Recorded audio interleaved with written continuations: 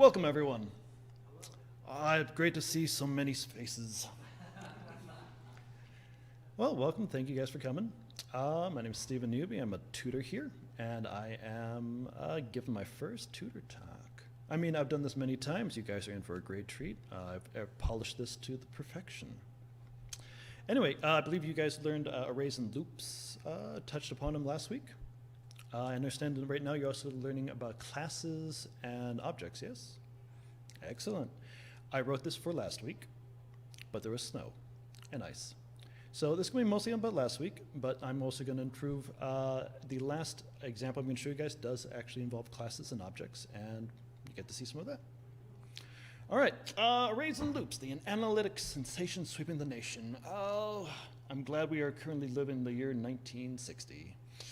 Well, here's the epic saga of data in the olden times. Way things formed from nothingness. In the dark ages, we didn't have that many ways to deal with data. We would store data in individually, and then you would have to write out a very frustrating long thing to print anything out. As you moved on, if we had numbers, we had to sum them together, we had to write everything out. And friends, these variables that were generally, these variables when they're stored in memory, they weren't near each other. Generally, they're never stored anywhere near each other. And that's a problem for accessing things, for performance, for even the health of like a physical storage device. So there were some problems. Variables didn't have friends to hang out with, and they had no place to be housed together, like a clubhouse. So arrays, IBM said, "Lo, let us group data together." And the 1950s, they started putting in these arrays. The first one was Fortran, and it was, if to create an array, you would do it like this. You see me an integer array, have 5 elements, and it's going to be named nums, and you would put everything in like this. And then later, C came out, and you could put it in a little bit easier, C#, and then Python's just like, hey, we're just going to write the name of the variable, and Python will figure out what on earth what that variable is. And then memory variables were able to be stored together in memory. And so they could live happily next to each other. And that is definitely not AI generated with the words. A little bit fuzzy on the edges, but don't look at the corners. Don't look at any of that, really. Just variables being nice next to each other, living in the same sort of clubhouse together. And of course, for performance, this allows things to be accessed much more easily, good for the health of the system, etc. But are arrays the only solution to life? No. It's a good clubhouse. You get a little speed buff, friends together, a little stand-up bonus. And there are multiple different types of data, array types. You have things that are, you can have your single arrays. Yep. You can have an array that has multiple different data types within it. This generally comes from some of the higher level languages. You can have multi-dimensional arrays. So you can have a matrix like a 2x2, you can do 3x3D sort of things. And if you're like a physician or a physicist, you can do like a 10x10, or just multiple different dimensions. And I think ML people deal with silliness and it's insanity, but it somehow works. And arrays, one thing about arrays, they're generally like fixed in memory. So in order for them to be resized or anything like that, you have to do a lot of things at the level of, you have to resize them, you have to do a bunch of things. And once you guys get into C a bit, you get to deal with, is my cursor showing? Yeah, there it is. All right. Then you get to do fun things like reallocate the memory. You get to actually place things in memory kind of where you want them. But are we at the promised land yet? Can we do everything we want with our programs? Not quite yet. It's still a little tedious, dreary, confusing. So we invented loops. Ada Lovelace Back in the 1800s, actually, figured out a way to put all this together. Envisioned how an actual modern computing system would work, and how loops would work. And in about 1958, 1959, people at IBM first introduced this into Fortran. And here's your concept of loops. You get a nice little looping thing to start, some sort of counter to keep track of something,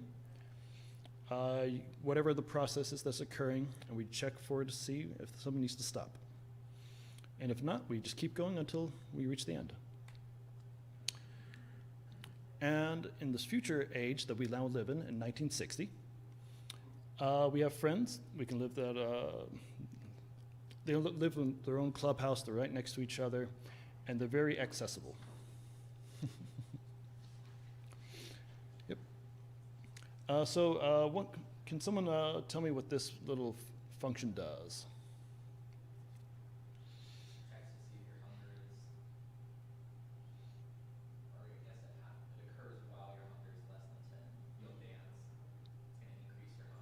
Mm-hmm. That's it. Excellent. Amusing but simple. This is, our everyday life. This is what we do daily. We just dance and live our lives until we get hungry. Then we go back and eat.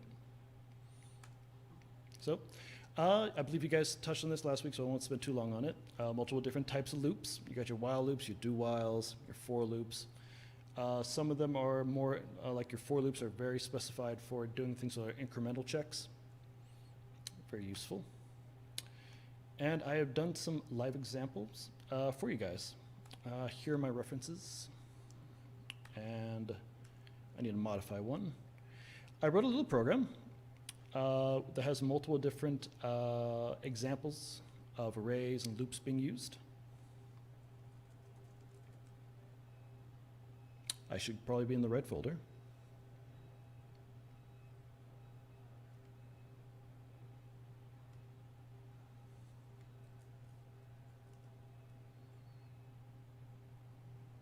There we go. All right. These are examples of simple things to be done.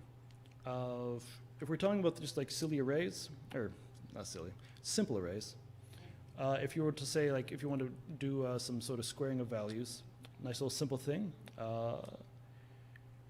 we can generate a list of squares up to whatever number we want. Nice and simple.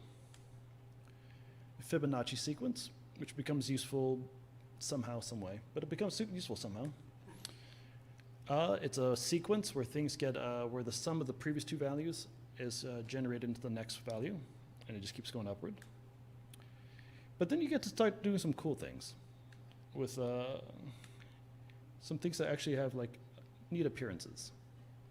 Get to have a little wave, this is a simple thing, but whenever you start getting into AR, VR, whenever you start getting into anything mathematical, it becomes useful. A very nice pattern, which you guys recognize in a moment. Falling stars. I'm fairly sure that this is how Star Trek did it, to be honest with you, with a lot of what they did. I'm going to skip one. The last three are images. So there's a function out there. There's a library called image in C#, where you can grab an actual image, and then you can print it to your console. And so I grabbed a few pictures. Let's see, the Lumi bug, a cute little puppy, and a very natural image. And then I use some code and our Lumi bug.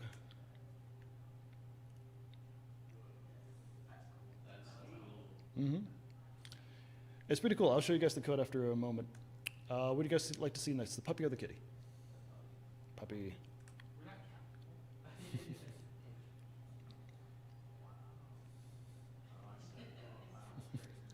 The code itself reads that image and then does that? Yeah. That's cool. And our kitty.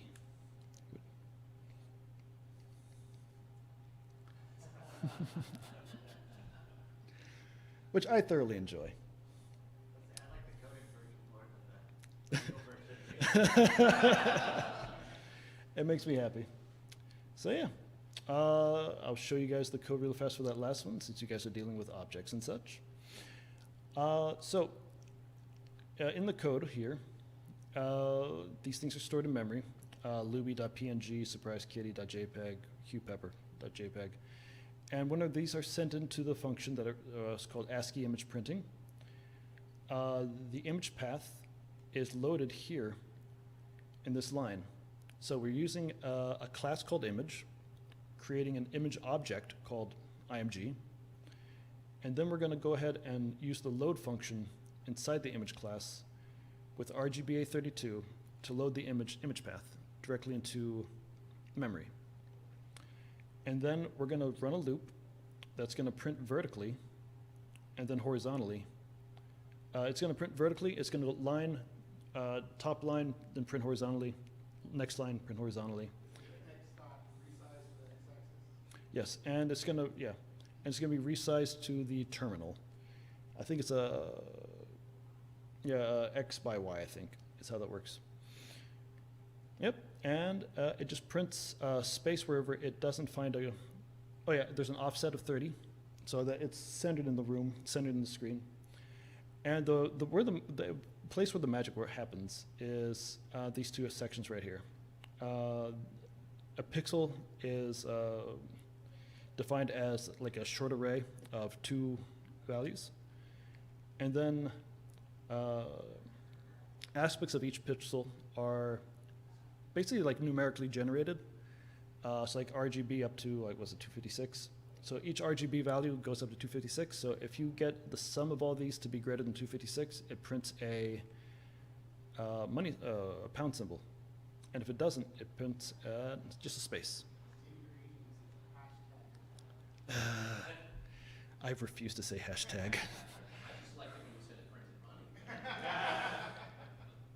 I can change that. But yeah, and yeah, so yeah, it's a neat little thing. I don't know if you guys have touched ternaries yet. This is a ternary where you have a condition, then a question mark, and then a colon. Where basically it's like it checks whether this is true, and if it's true, it prints this, and if it's false, it prints that. It's a ternary, useful. But all right, any questions? Sure, yeah. I'll figure out where. Yeah, we can get it on Blackboard. I can send them to you or something, or. Yeah, or we might have to go through Ryan. All right, sounds good. Be able to do that, and then also the stream will be on YouTube too. I can send that link as well. If you want to re-see some of that. Yep. Well, yeah.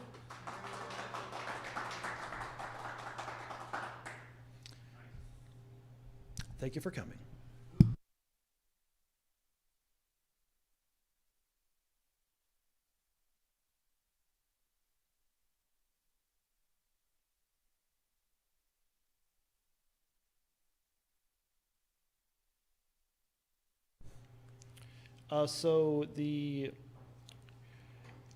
It looks to find out whether so right now it's looking for the gray level, like if this were, it's looking to get if the average intensity of the pixel is above a certain value, it'll print it.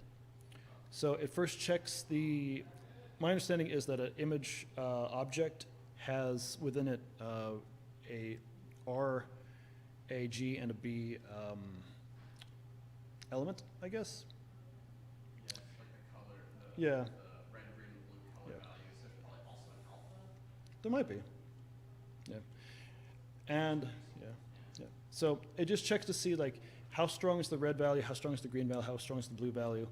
And if the average of the sum of them is greater than 128, which is generally like half strength, it'll actually print it. Yeah. It's a neat little thing that I was like, oh, this is cool. You might have just said this. The strength, what unit is that? Kind of like just the. I was saying like intensity, like the level of intensity that it calculates. So this is let's see. So RGBA 32. I think that It's like if it wasn't that intense, then it would almost, it's getting closer to white, like a white color. right. Yeah. And then it would print. Yeah. Yeah. So this is basically just like contrast. It's just a point of demarcation of contrast. Like it's not going to print if the intensity of the colors is not if it's below the value, and it will above the value. Concept of orange shadows, like when you're drawing. Yeah. Yeah, it's a neat little one. But yeah, I'm tempted to make the falling stars my screensaver, to be honest. Yeah. Your screensaver. Like I want to make this a screensaver, just like yeah, it's like run. How do you do that? You can set it to like you can just write while true, and it'll just keep running for forever. And within the function, you can have it like there's a way to have it listen for a key press, and so whenever there's an actual key press, it'll get out of it. It'll break out of the loop. This would be your screensaver in VS Code or on your actual like laptop. Laptop. Like that was my thought. I would need to look up a lot more about that, but like I'm tempted to try to figure that out just to be like I made this. Yeah. Could we see the function for printing that one specifically?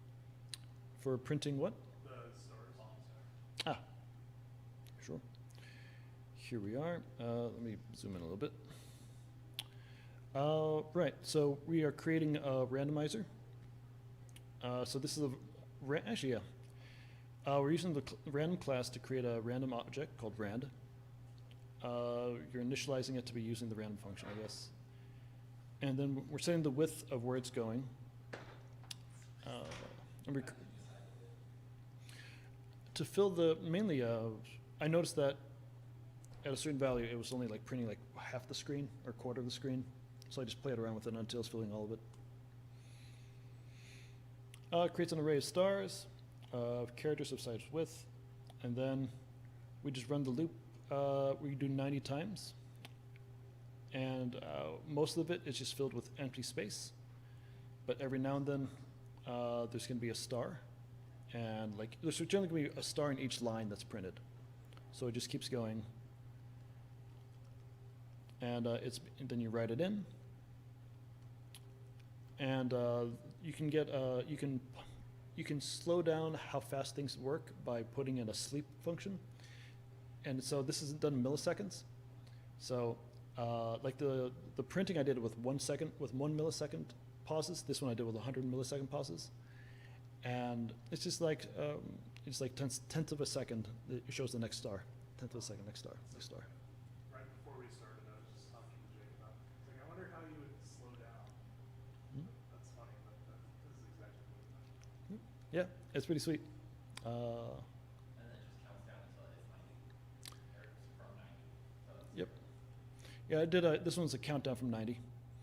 Some of them I did like a count up to 90. Yep. I didn't show you the spiral. It's okay. I was like, oh, cool, a spiral thing. Yeah. And then I printed it, and where is it? Net pattern. It's off center. Oh, there we go. A little net pattern is what I call it.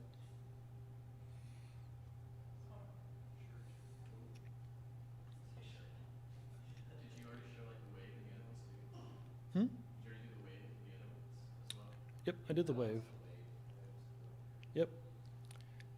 Yeah, I was messing around with getting its amplitude right, and I had to think back on all of that sine, on how sine works, and it's been 10, 15 years since I've done that. So I used to do that daily, but that's a long time ago. But yeah, yeah, I can post the code as well. Yeah, this has a lot of like. The spiral one has a lot of math stuff. You got some square root, you got some modulo. Yeah. Thank you. Cool. Fun times. Excellent. Catch you guys around.